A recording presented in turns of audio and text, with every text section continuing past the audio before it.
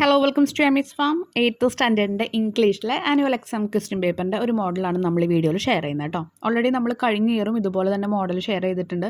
അതിൽ കുറച്ചും കൂടി നമ്മുടെ ചാപ്റ്റേഴ്സിൻ്റെ എക്സ്പ്ലനേഷനൊക്കെ ഞാൻ ഇൻക്ലൂഡ് ചെയ്തിട്ടുണ്ട്. കാണാത്തവരുണ്ടെങ്കിൽ 8th സ്റ്റാൻഡേർഡിൻ്റെ കഴിഞ്ഞ ഇയറിലെ എല്ലാ ക്വസ്റ്റ്യൻ പേപ്പേഴ്സിൻ്റെ ആ ഒരു പ്ലേലിസ്റ്റും നമ്മൾ താഴെ ഡിസ്ക്രിപ്ഷൻ ബോക്സിൽ അപ്ലോഡ് ചെയ്യുന്നുണ്ട് കേട്ടോ. അതൊക്കെ ഒന്ന് വാച്ച് ചെയ്യുക. അപ്പോൾ നമുക്ക് സ്റ്റാർട്ട് ചെയ്യാം. നമുക്കറിയാം 1.5 മണിക്കൂറാണ് എക്സാം ഉണ്ടാവുക. ഫസ്റ്റ് ക്വസ്റ്റ്യൻ എന്ന് പറയുന്നത് എന്തായാലും ഒരു പാസേജ് ആയിരിക്കും. അത് ടെക്സ്റ്റിൽ നിന്നുള്ള പാസേജ് ആയിരിക്കാം, അല്ലെങ്കിൽ പുറത്ത് ഏതെങ്കിലും സ്റ്റോറിയിൽ നിന്നുള്ളൊരു പാസേജ് ആയിരിക്കും. അതിൽ നോക്കി നിങ്ങൾ ആൻസേഴ്സ് കംപ്ലീറ്റ് ചെയ്യുക. ടെക്സ്റ്റ് നിന്നാണെങ്കിൽ കംപ്ലീറ്റ് ആൻസർ അതിൽ ഉണ്ടാവണമെന്നില്ല, പക്ഷേ ആ ചാപ്റ്റർ നമുക്ക് അറിഞ്ഞിരിക്കണം, എന്നാൽ ആൻസർ നമുക്ക് കറക്റ്റായിട്ട് കിട്ടുള്ളൂ.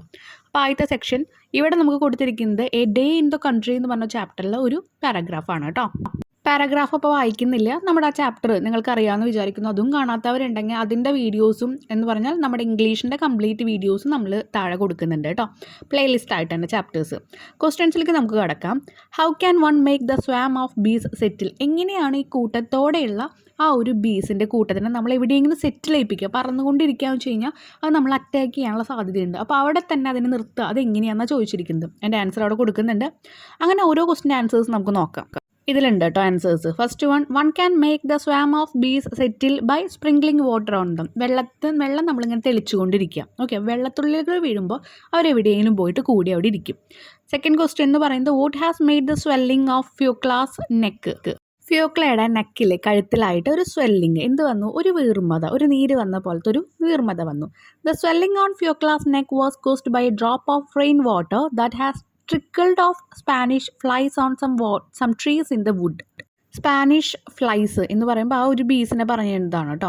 അപ്പോൾ അതിൽമേ ഈ ഒരു വെള്ളം തട്ടിക്കഴിഞ്ഞപ്പോൾ അവിടെ തട്ടിയിട്ടുള്ള ആ ഒരു ബീസിൽ തട്ടിയിരിക്കണ വെള്ളമാണ് കഴുത്തിലേക്ക് വീണിരിക്കുന്നത്. അപ്പോൾ അവരുടെ അവിടെ അവർ പുറത്ത് വിടുന്ന ഒരു സബ്സ്റ്റൻസ് ഉണ്ട്, അത് നമുക്ക് സ്കിന്നിന് ഇറിറ്റേഷൻ വരുന്ന ഒരു ടൈപ്പാണ്. ഓക്കെ, അങ്ങനെയാണ് സ്വെല്ലിങ് വന്നിരിക്കുന്നത്. ഇനി pick out the sentence that describe the clear weather. അവിടെ ഭയങ്കര ക്ലിയർ ആയിട്ടുള്ള ഒരു കാലാവസ്ഥയായിരുന്നു. അത് ഡിസ്ക്രൈബ് ചെയ്യുന്ന സെൻറ്റൻസ് എഴുതാനാണ് പറഞ്ഞിരിക്കുന്നത്. The sun appears from behind the clouds and floods the wood, the field and the three friends with its warm light. അപ്പോൾ ആ ക്ലൗഡ്സിൻ്റെ അവിടെ നിന്ന്, ആ മേഘങ്ങളുടെ ഇടയിൽ നിന്ന് ഇങ്ങനെ പുറത്തേക്ക് സൺ വന്നു. എന്നിട്ട് അവിടെ ഒരു വാം ലൈറ്റ് പാടത്തും അതുപോലെ ഈ മരങ്ങളുടെ ഇടയിലും അതുപോലെ ഈ 3 ഫ്രണ്ട്സ് ഇവരുടെ ഇടയിലും എന്തു ചെയ്തു? ആ ഒരു ലൈറ്റ് വന്നു എന്ന് പറഞ്ഞിരിക്കുന്നത്. Fourth question, find out the word from the passage which means in a very forceful way. ഭയങ്കര ഫോഴ്സ്ഫുള്ളി എന്നുള്ള ഒരു മീനിങ് വരുന്ന ഒരു വേർഡ് സെലക്ട് ചെയ്യാനാണ് പറഞ്ഞിരിക്കുന്നത്. വിഗോറസിലെയാണ് അതിൻ്റെ മീനിങ് കേട്ടോ, മീൻസ് ആ ഒരു word. Fifth one, identify the noun phrase and subject position from the sentence given below. തന്നിരിക്കുന്ന സെൻറ്റൻസിൽ നിന്ന് അവിടുത്തെ ആ ഒരു നൗൺ ഫ്രേസ് സെലക്ട് ചെയ്യാനാണ് പറഞ്ഞിരിക്കുന്നത് കേട്ടോ. അവിടെ സെൻറ്റൻസ് ക്വസ്റ്റ്യനിൽ ഉണ്ടായിരുന്നു, അതൊന്ന് നോക്കുക. The dark menacing cloud is the noun phrase in subject position. അതാണ് അവിടുത്തെ സബ്ജക്റ്റ് പൊസിഷനിലുള്ള noun phrase. Question 6 to 9, read the following line from the poem Solitude and answer the question that follow. തന്നിരിക്കുന്ന lines സോളിറ്റ്യൂഡിൽ നിന്നാണ്. അത് വായിച്ച് ആ ക്വസ്റ്റ്യൻസിന് answer എഴുതാനാണ് പറഞ്ഞിരിക്കുന്നത് കേട്ടോ. അപ്പോൾ നമുക്ക് പഠിക്കാനുള്ളതാണ്, നിങ്ങളും ജസ്റ്റ് വായിക്കുക. 6th question, what do people want from us? നമ്മുടെ കയ്യിൽ നിന്ന് എന്താണ് ആൾക്കാർക്ക് വേണ്ടത് എന്നിവിടെ പറയുന്നത്?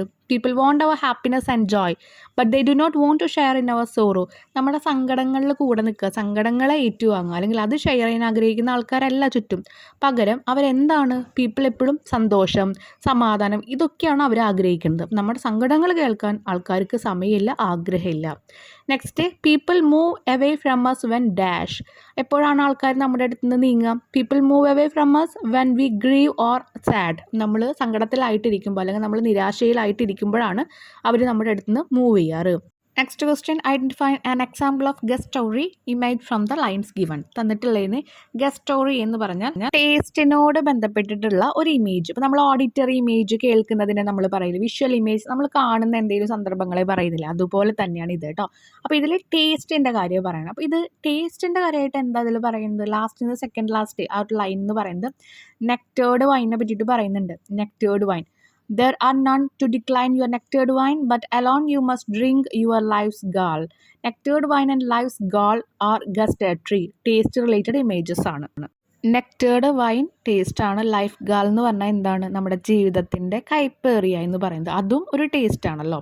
ഇനി നെക്സ്റ്റ് വൺ എന്ന് പറയുന്നത് what is the rhyme scheme of the poem. പോയത്തിൻ്റെ റൈം സ്കീം ഏതാണെന്ന് നോക്കുക. നിങ്ങൾ തന്നെ കണ്ടുപിടിക്കാൻ ആൻസർ കൊടുത്തിട്ടുണ്ട്, ABCD. ABCBDEFE. അതെങ്ങനെയാണെന്നുള്ളത് അറിയാലോ. ഫസ്റ്റത്തെ നോക്കുമ്പോൾ അവസാനം CQ ആണ് വന്നിരിക്കുന്നത്. യു എന്ന് പറയുമ്പോൾ നമ്മൾ A ഇട്ട് കൊടുത്തു. ആൻഡ് ഗോ എന്ന് പറയുമ്പോൾ യു എന്ന് ഉച്ചരിക്കുന്ന പോലെയാണോ ഗോ വന്നിരിക്കുന്നത്? മറ്റേത് യു ഉ, മറ്റേത് ഓ. അപ്പം നമ്മൾ അതിനോട് ചേർച്ചയല്ല, അതുകൊണ്ട് നമ്മൾ B ഇട്ട് കൊടുത്തു.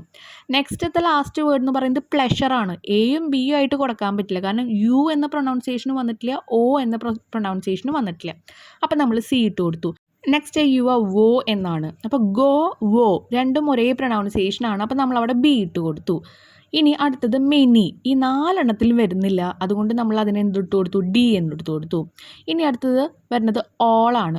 ഓൾ എന്ന് വന്നപ്പോൾ ഈ 5 എണ്ണത്തിന് വരുന്നില്ല, നമ്മൾ E ഇട്ട് കൊടുത്തു. അടുത്തത് വൈൻ. ഈ 6 എണ്ണത്തിലും വരുന്നില്ല, നമ്മൾ F ഇട്ട് കൊടുത്തു. അടുത്തത് ഗാൾ എന്ന് വരുന്നുണ്ട്. അപ്പോൾ ഗാൾ ഓൾ രണ്ടും ഒരേ പ്രൊനൗൺസിയേഷൻ ഉണ്ട്, അവിടെ E ഇട്ട് കൊടുത്തു. ക്ലിയർ ആയില്ലേ? ഇനി അടുത്തത് ഒരു പാസേജാണ്. പുറത്തുനിന്ന് ഒരു പാസേജ് ഉണ്ടായിരിക്കും ക്വസ്റ്റ്യൻസ് വരുന്നൊക്കെ പറഞ്ഞിട്ടുണ്ടായിരുന്നല്ലോ. അതുപോലെ ഒരു പാസേജ് വന്നിട്ടുണ്ട്, അതിൻ്റെ സബ് ക്വസ്റ്റ്യൻസും വന്നിട്ടുണ്ട്. ഇത് നിങ്ങൾ നോക്കേണ്ട ആവശ്യമില്ല, പക്ഷേ നിങ്ങൾ അറിഞ്ഞിരിക്കേണ്ട കാര്യം എന്താണ്? ക്വസ്റ്റ്യൻ നന്നായി വായിച്ച് എവിടെയാണ് ആൻസർ വരുന്നത് പിക്ക് ചെയ്യുക. ചിലപ്പോൾ ഒരു ക്വസ്റ്റ്യന് 2 ആൻസേഴ്സ് നമുക്ക് തോന്നും, ഇതും അതും ആൻസേഴ്സ് ആണെന്ന് തോന്നും. ഓക്കെ, കൺഫ്യൂഷൻ വരുന്ന രീതിയിൽ കൊടുത്തിട്ടുണ്ടായിരിക്കും. വായിച്ച് എഴുതുക കേട്ടോ. നിങ്ങൾക്ക് സുഖമായിട്ട് 5 മാർക്ക് സ്കോർ ചെയ്യാൻ പറ്റും. Next question 15 ആണ്. Prepare a profile of Victor Maria Hugo using the details given below. Use appropriate linkers wherever necessary. അപ്പോൾ ഒരു പ്രൊഫൈൽ എഴുതാൻ പറഞ്ഞു കഴിഞ്ഞാൽ ലിങ്കേഴ്സ് കറക്റ്റായിട്ട് നിങ്ങൾ യൂസ് ചെയ്യുന്നുണ്ടോ എന്നറിയാൻ വേണ്ടിയിട്ടാണ് ഒരു പ്രൊഫൈൽ ക്രിയേഷൻ പറയാം.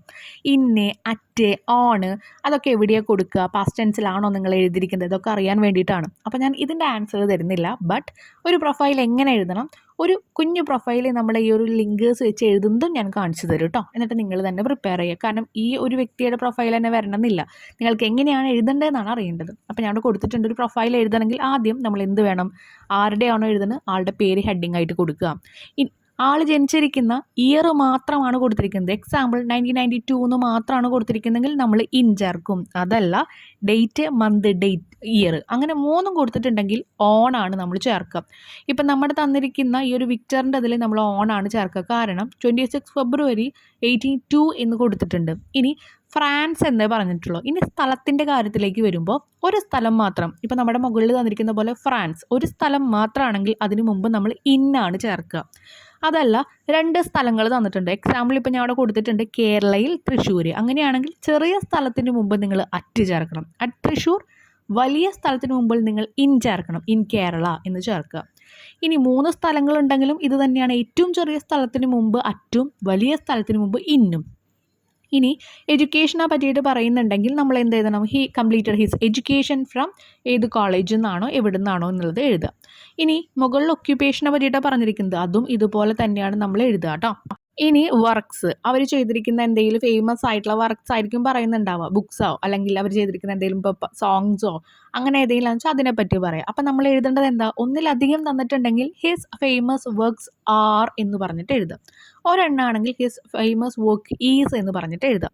ഇനി അവാർഡ്സ് കിട്ടിയിട്ടുണ്ടാവുമല്ലോ, ആ അവാർഡ്സ് നമ്മൾ എന്താ എഴുതാം? He received.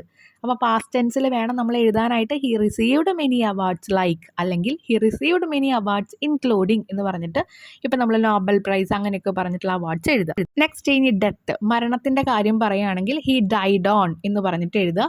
ഇനി ഇയർ മാത്രമാണെങ്കിൽ ഹി ഡൈഡ് ഇൻ എന്ന് പറഞ്ഞിട്ട് എഴുതാം. ഹി പാസ്റ്റ് എവേ എന്നുള്ളതും നമുക്ക് ആഡ് ചെയ്യാം കേട്ടോ, രണ്ടും എഴുതാൻ പറ്റും. ഇനി ഞാനൊരു കുഞ്ഞ് എക്സാമ്പിൾ കമല സുരയ്യനെ പറ്റി എഴുതിയിരിക്കുന്നതാണ് കേട്ടോ. Kamala Surayya was an Indian poet. She was born on 31 March 1934. കണ്ടോ, ഇയറും ഡേറ്റും മന്തും തന്നിട്ടുണ്ട്, അതുകൊണ്ട് ഞാൻ ഓൺ ചേർത്തു. അറ്റ് പുന്നയൂർക്കുളം തൃശ്ശൂർ ഇൻ കേരള, വലിയ സ്ഥലം കേരള, അതിനു മുൻപ് ഇൻ ചേർത്തു. ഏറ്റവും ചെറിയ സ്ഥലം പുന്നയൂർക്കുളം, അപ്പോൾ അതിനു മുമ്പ് അറ്റ് ചേർത്തു.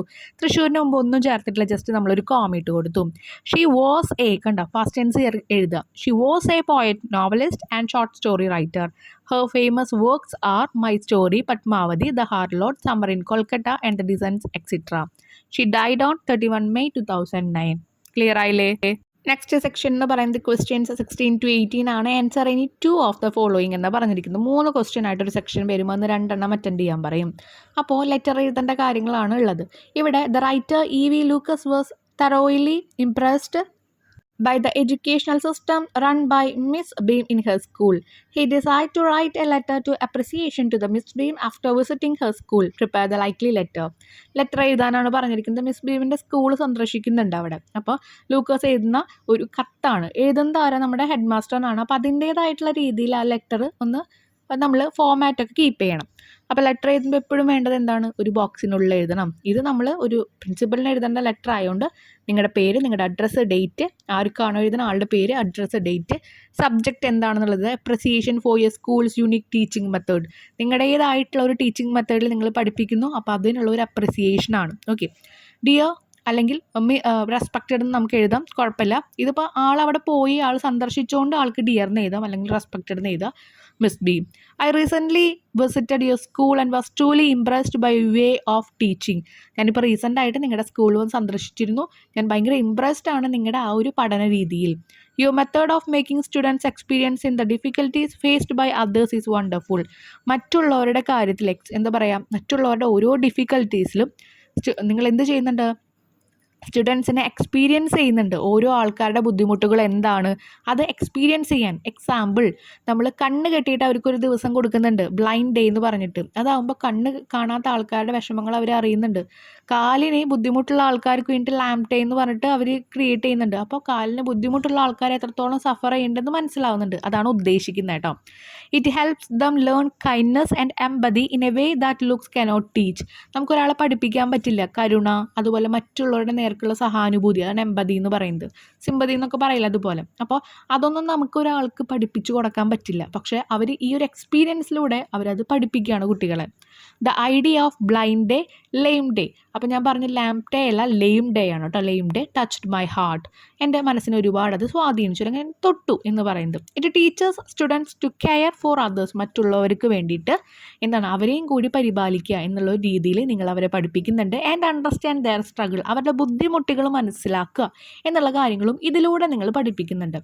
I also noticed how happy and helpful your students are. നിങ്ങളുടെ കുട്ടികൾ എത്ര ആൾക്കാരെ സഹായിക്കാനും അതുപോലെ സന്തോഷിക്കാനുമുള്ള അത് ഞാൻ നോട്ടീസ് ചെയ്തു. നിങ്ങളുടെ കുട്ടികൾ അത്രത്തോളം സന്തോഷപരമാരാണ്. അതുപോലെ തന്നെ മറ്റുള്ളവരെ ഹെൽപ്പ് ചെയ്യാനുള്ള മൈൻഡും അവർക്കുണ്ട്. Which shows how well they are guided. നിങ്ങളെ അവരെ എങ്ങനെയാണ് ഗൈഡ് ചെയ്തിരിക്കുന്നത്, അതാണ് അവിടെ എടുത്തു കാണുന്നത്. Your efforts in shaping your minds, young minds with good value R truly inspiring. ഭയങ്കരമായിട്ട് പ്രചോദിപ്പിക്കുന്ന ഒരു കാര്യമാണ്. എന്താണ് നിങ്ങളുടെ എഫേർട്സ്? നിങ്ങൾ ഒരുപാട് കഷ്ടപ്പെടുന്നുണ്ട് കുട്ടികളുടെ മൈൻഡ് ഒന്ന് ഷേപ്പ് ചെയ്തെടുക്കാനായിട്ട്. എന്തിനാണ്? നല്ല നല്ല വാല്യൂസ് അവർ മനസ്സിലാക്കാൻ വേണ്ടിയിട്ട്. I hope more school follow your example. നിങ്ങളുടെ ഈ ഒരു ഉദാഹരണങ്ങൾ, നിങ്ങൾ ചെയ്യുന്ന ഈ പ്രവർത്തികൾ വേറെ ഒരുപാട് സ്കൂളുകാർ പിന്തുടരണമെന്ന് ഞാൻ ആഗ്രഹിക്കുന്നു. Thank you for your great work in education. ഈ എഡ്യൂക്കേഷനിലുള്ള നിങ്ങളുടെ വർക്കിന് താങ്ക് യു. യുവർ സിൻസിയർലി നിങ്ങളുടെ പേര് കൊടുക്കുക. അപ്പോൾ ചാപ്റ്ററിൽ വരുന്ന ഇമ്പോർട്ടൻസ് ആയിട്ടുള്ള കാര്യങ്ങൾ മാത്രം ഇൻക്ലൂഡ് ചെയ്ത ഒരു ലെറ്റർ എഴുതുക. ലെറ്ററിൻ്റെ ഫോമാറ്റ് എപ്പോഴും കീപ്പ് ചെയ്യാൻ ശ്രമിക്കുക. ആർക്കാണ് ലെറ്റർ എഴുതുന്നത്? ഫ്രണ്ട്സിനോ ഫാമിലിക്കാണെന്ന് വെച്ചാൽ നമുക്കിങ്ങനെ ആദ്യം തന്നെ നെയിം, പ്ലേസ്, സബ്ജക്റ്റ് ഒന്നും എഴുതേണ്ട ആവശ്യമില്ല. ഇതിപ്പോൾ നമ്മൾ ഒരു റെപ്യൂട്ടഡ് പൊസിഷനിലിരിക്കുന്ന ഒരാൾക്ക് ലെറ്റർ എഴുതുന്ന കാരണമാണ് നമ്മൾ ഈ ഒരു ഫോമാറ്റ് കീപ്പ് ചെയ്തത് കേട്ടോ. 17th question എന്ന് പറയുന്നത് Shylock lent Antonia 3,000 ducats. Antonia failed to pay the debt. Portia rescued Antonia from the punishment. Prepare a paragraph on how Portia rescued Antonia from the cruelty of Shylock. ഈ chapter നമ്മൾ പഠിച്ചുള്ളതാണ്. കുറച്ച് കടം കൊടുത്തു കഴിഞ്ഞാൽ പൈസ കൊടുക്കാനില്ലാതാവുമ്പോൾ ഒരു മുദ്ര പേപ്പറിൽ എഴുതിയിട്ടുണ്ടായിരുന്നു, എന്താണ്, ഇത്ര ഫ്ലഷ്, നമ്മുടെ മാംസം, ആളുടെ മാംസം, ആൻറ്റോണിയുടെ മാംസം ഇത്ര വേണം, പൈസ തിരിച്ച് തന്നില്ലെങ്കിൽ, അല്ലെങ്കിൽ ഇത്ര ടൈമിനുള്ളിൽ തന്നില്ലെങ്കിൽ എന്ന് പറഞ്ഞിട്ട്. അപ്പോൾ അതിനെതിരെ കേസ് ഫയൽ ചെയ്തു. അദ്ദേഹത്തിൻ്റെ അവിടുന്ന് മാംസം മുറിച്ചെടുത്ത് കൊടുക്കാന്നുള്ള രീതിയിലൊക്കെ എത്തിയതാണ്. രക്ഷിക്കാൻ വേണ്ടി അവിടെ വന്നതാണ്. അപ്പോൾ പോർട്ടിയ എന്ന് പറയുന്ന ഒരു ആൾ. പോർട്ടിയ എന്ന് പറയുന്നത് അവിടെ ബെസ്റ്റ് ഫ്രണ്ട് കല്യാണം കഴിക്കുന്ന ആളാണ് കേട്ടോ. അപ്പോൾ ആൾ ഭയങ്കര എഡ്യൂക്കേറ്റഡും അതുപോലെ തന്നെ അത്യാവശ്യം ക്യാഷുള്ള ഒരാളാണ്. അപ്പോൾ ആ സ്റ്റോറി അധികം വിശദീകരിക്കുന്നില്ല, നമ്മൾ ആ ഒരു പാരഗ്രാഫ് മാത്രം എഴുതാണ്. Portia's cleverness and intelligence are beautifully portrayed in the merchant of Venice, a play written by William Shakespeare. William Shakespeare എഴുതിയതാണ്. എന്തും എഴുതുമ്പോൾ ഏത് ചാപ്റ്ററിൽ നിന്നാണ്, ആരാണ് എഴുതിയെന്നുള്ളത് ഇൻക്ലൂഡ് ചെയ്യുക കേട്ടോ. മലയാളത്തിലും ഞാൻ പറയാറുണ്ട്, ഇംഗ്ലീഷിലും നിങ്ങളത് പിന്തുടരണം. എന്നാലാണ് നമുക്ക് മാർക്ക് സ്കോർ ചെയ്യാനുള്ള ഒരു ടെക്നിക്കായിട്ട് മാറിയത്. In the story, Shylock, a moneylender, lends Antonia 3,000 ducats. However, where Antonia fails to repay the debt on the time, Shylock demands a pound of his flesh as per their bond. അവരെഴുതിയ ഒരു കരാർ പ്രകാരം, bond പ്രകാരം പേ ചെയ്യാൻ ദിവസം വൈകി കഴിഞ്ഞാൽ ഇത്ര ദിവസത്തിനുള്ളിൽ അതിന് കടന്നു കഴിഞ്ഞാൽ flesh a pound of his flesh ആണ് അവകാശപ്പെട്ടത്. In this critical moment a Portia disguised as a lawyer. അവിടെ പോർട്ടിയ എന്ത് ചെയ്യാണ്, ഒരു ലോയറായിട്ട് വക്കീലായിട്ട് വരികയാണ്. കംസ് ടു ആന്റോണിയസ് റെസ്ക്യൂ, ആന്റോണിയനെ രക്ഷിക്കാനായിട്ട്. She first pleads for mercy but when Shylock refuses she use her wisdom to turn the case in Antonio's favour. ആദ്യം ആളോട് ഇങ്ങനെ എന്താ പറയുക, സ്നേഹത്തോടെ അല്ലെങ്കിൽ എന്താ പറയുക കരുണയോട് കൂടിയിട്ട് ഒന്ന് പ്ലീസ് ചെയ്യാണ് ആളെങ്ങനെയും വിടണം എന്ന് പറഞ്ഞിട്ട്. പിന്നെ അതൊന്നും മനസ്സിലായാതെ ഇപ്പോൾ ആൾ എന്ത് ചെയ്തു, ആളുടെ ആ ഒരു വിദ്യാഭ്യാസം ബുദ്ധി അനുസരിച്ചിട്ട് ആന്റോണിയനെ അവിടുന്ന് രക്ഷിച്ചെടുക്കുകയാണ്. She points out that Shylock can take only the flesh. അപ്പോൾ അവളോട് പ്രത്യേകം പറയുന്നുണ്ട്, ഷൈലോക്ക് ബോണ്ടിൽ എഴുതിയിരിക്കുന്നത് 1 പൗണ്ട് ഫ്ലഷ് വേണമെന്നാണ്. അപ്പോൾ മാംസം മാത്രമേ എടുക്കാൻ പാടുള്ളൂ. As the bone does not mention blood.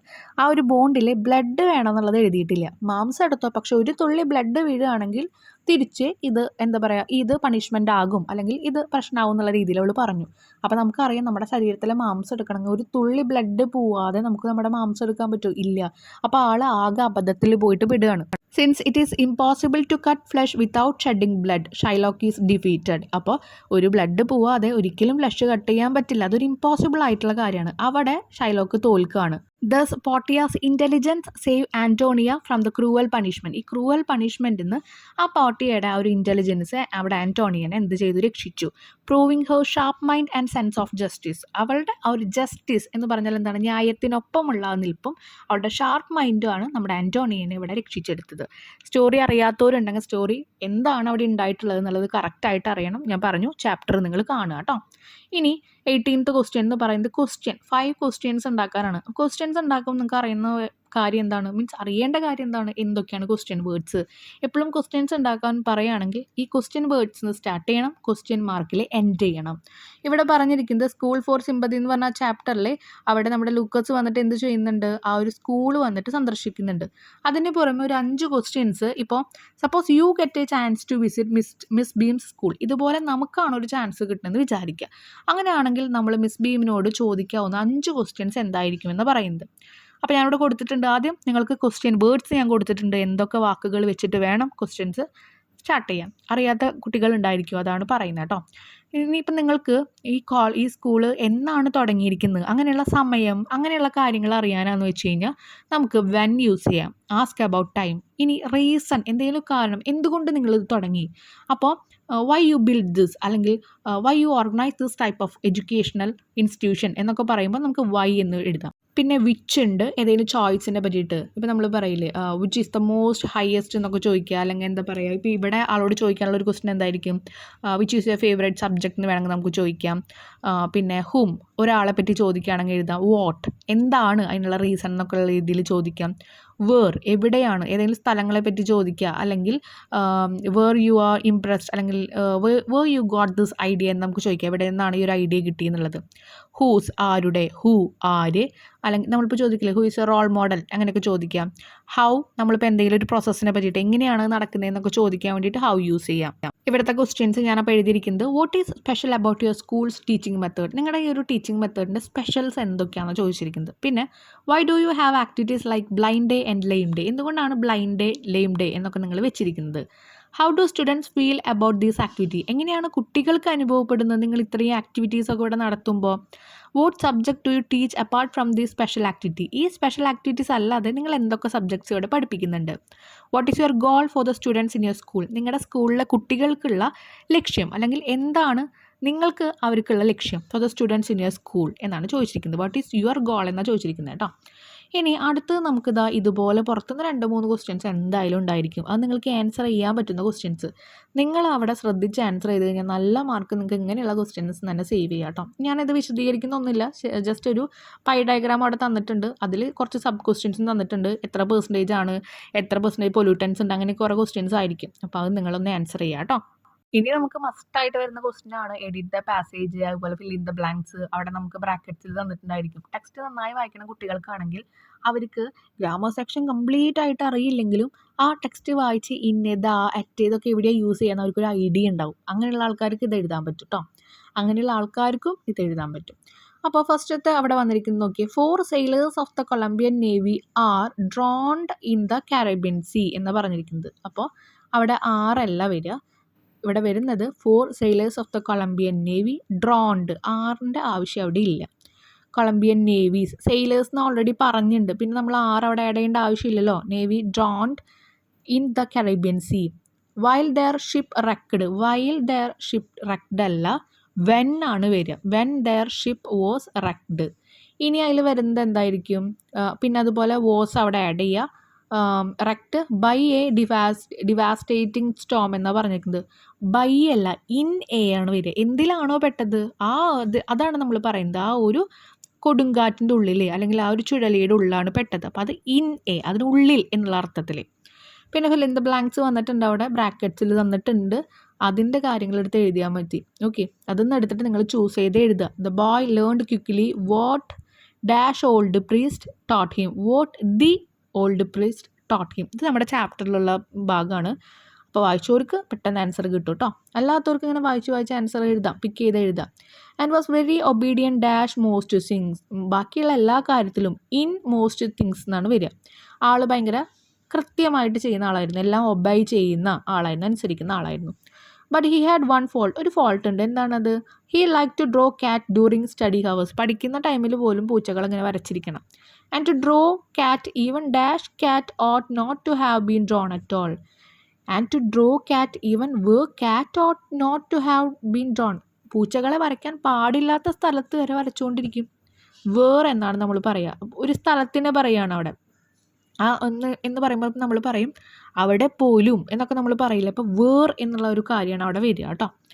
അപ്പോൾ ഇതോട് കൂടിയിട്ട് നമ്മുടെ ഈ ഒരു വീഡിയോയുടെ കംപ്ലീറ്റ് ചെയ്യാണ്. എഡിറ്റിംഗ് സെക്ഷൻ ഇങ്ങനത്തെ കുറേ ഗ്രാമർ സെക്ഷനൊക്കെ ചാപ്റ്റർ എടുക്കുമ്പോൾ തന്നെ നമ്മൾ വളരെ നല്ല രീതിയിൽ ഡിസ്കസ് ചെയ്തിട്ടുണ്ട്. അതൊക്കെ ഒന്ന് വാച്ച് ചെയ്യുക. വീണ്ടും അത് ഡിസ്ക്രൈബ് ചെയ്ത് ടൈം കളയുന്നില്ല കേട്ടോ.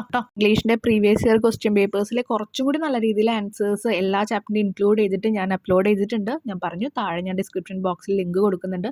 നിങ്ങളത് വാച്ച് ചെയ്യുക കേട്ടോ. നിങ്ങളുടെ എല്ലാ സബ്ജക്റ്റും ഇതുപോലെ അപ്ലോഡ് ചെയ്യുന്നുണ്ട്. എന്തെങ്കിലും ഡൗട്ട്സ് ഉണ്ടെങ്കിൽ കമൻറ്റ് സെക്ഷനിൽ ചോദിക്കുക. താങ്ക്